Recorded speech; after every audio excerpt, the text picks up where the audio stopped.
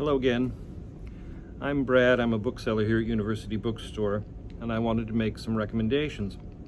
And today, I wanted to recommend 3 poets. Now, I don't know if you're a regular reader of poetry. I've become something of a regular reader of poetry, but only in middle age. I wasn't raised with it, and I wasn't schooled in it to any proper extent. And so I tended to be intimidated by poetic language and form. I think I speak for a lot of readers when I say that poetry seems to be something that happens to other people. Prose is something anybody who can read can read. Poetry requires sometimes a bit more concentration and work, but it doesn't have to. And the poets I'm recommending today are poets of deep complexity and profound interest in both form and subject, but they are also engaged in a way that can allow even the casual reader in. Now, what do I mean by that? I mean they were very much involved, and in one case, because she's still alive, still involved with both the events and the politics of their time. They had something to say. Now, doesn't mean that you can't have perfectly important and lovely things to say lyrically about spring days, or the flowers at the end of the driveway, or what it's like to be in love. But while those are all traditional things that poetry addresses, it can address other issues. I won't say deeper, but more immediate. Things like politics and recent events. Now, the first person I wanted to recommend has just been reissued in a lovely little book called The Essential Muriel Rukeyser.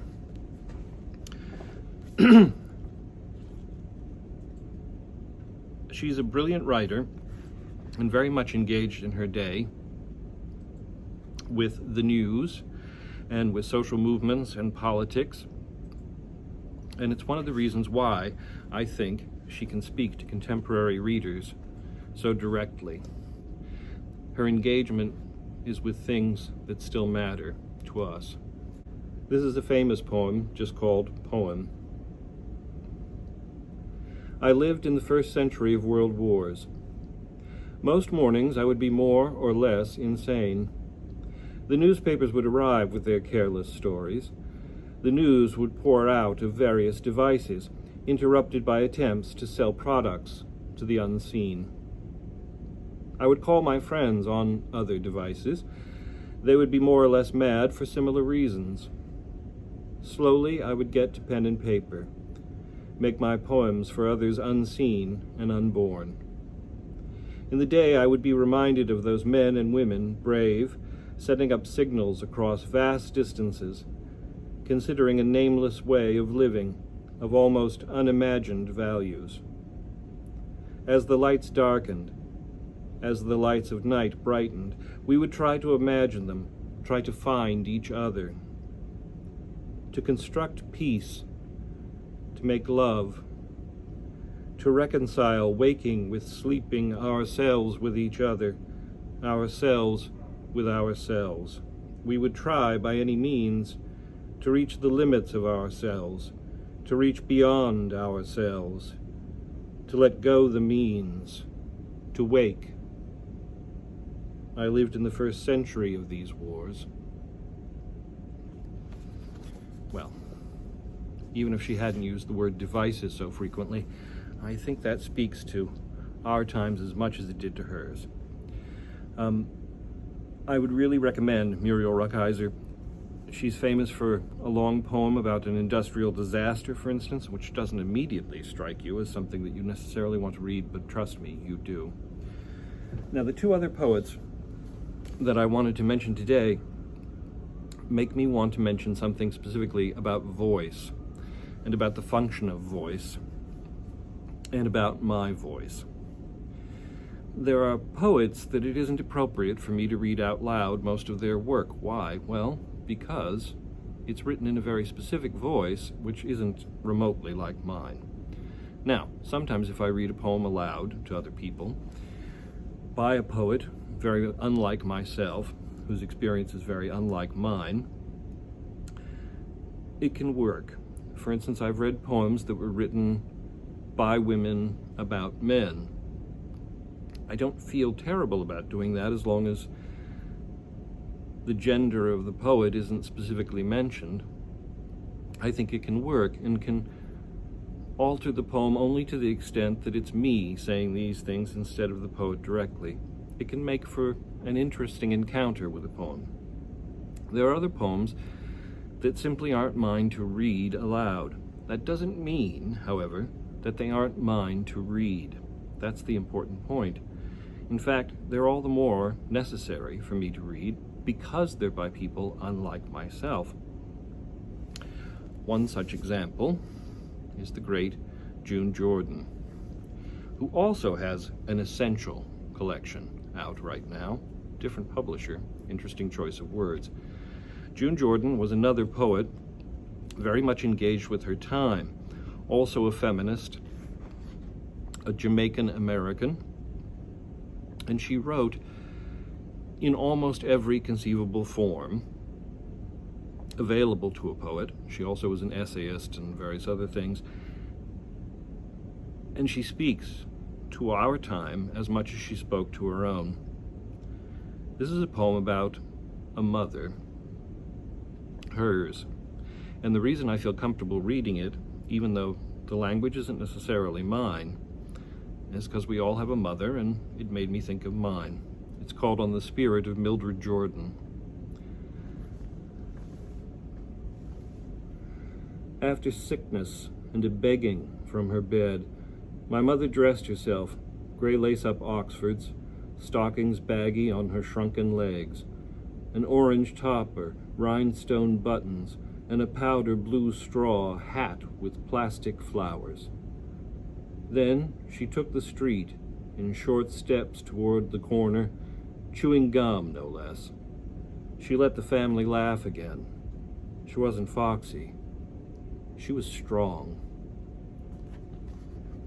And here's another, a brief poem, more specifically about politics and part of a cycle. It's called Democracy Poem Number 1. Tell them that I stood in line and I waited. And I waited like everybody else. But I never got called, and I keep that scrap of paper in my pocket, just in case. Now, those are both fairly mild poems for somebody like June Jordan, and there are other poems of even greater power that I would recommend to you that you should read. Doesn't mean I should read them aloud, but I do encourage you to find them. And the final poet I wanted to mention is a living American treasure. Her name is Sonia Sanchez, and they've just done this lovely hardcover collected poems. That's a picture of her on the back. She's an amazing figure and well worth researching a bit. Not only a poet of great power and a writer of general and genuine interest, but an active force in the world, still at, I think, 86.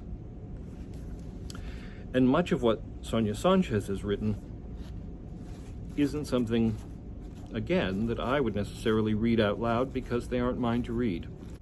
But they are mine, even if I don't read them out loud, to read. And she loves using forms, unlikely forms, in unlikely ways, most famously perhaps haiku, which she utilizes to a very different effect than what you might expect. We grow up, my love, because as yet there is no other place to go. Was it yesterday, love, we shifted the air and made it blossom black? She's doing long cycles of haiku in ways I've never read before, and which are very exciting, and again, engaged not just on the personal level, but with the political world. There's a poem called Words for Jeffrey and Stephanie Hamilton. I won't read it, but I do recommend it as something fairly representative of her style and her interests. It's amazing. There are lots of such poems, and many, many, many in here. Here's a poem from Does Your House Have Lions? It's a poem that's part of a cycle called Sister's Voice. This is just one poem in the cycle, but I found it particularly striking and not inappropriate for me. And the days rummaging his eyes, and the nights flickering through a slit of narrow bars, hips, thighs, and his thoughts labeling him misfit as he prowled, pranced in the star-lit city, coloring his days and nights with gluttony and praise, an unreconciled rites. Well, anybody who can do that is clearly worth reading. As I said, I recommend these three poets specifically because of their sense of engagement with the wider world. They write about themselves, it's true, and about families and friends, but they also write about things they read in the newspapers, and events they attend, and protests they've been to. Muriel Rukeyser famously got arrested very late in life protesting nuclear war. It's a way for us as readers to engage in turn with poets, just as they've engaged with the wider world. It's a way in. And for somebody like me, who has an interest in these things, and who is not necessarily the audience for which these poets wrote, it's a way for me to connect and to appreciate people whose experience can be very different from my own, and all the more necessary for that. Anyway, I hope you'll pick them up and read a few poems or read whole books.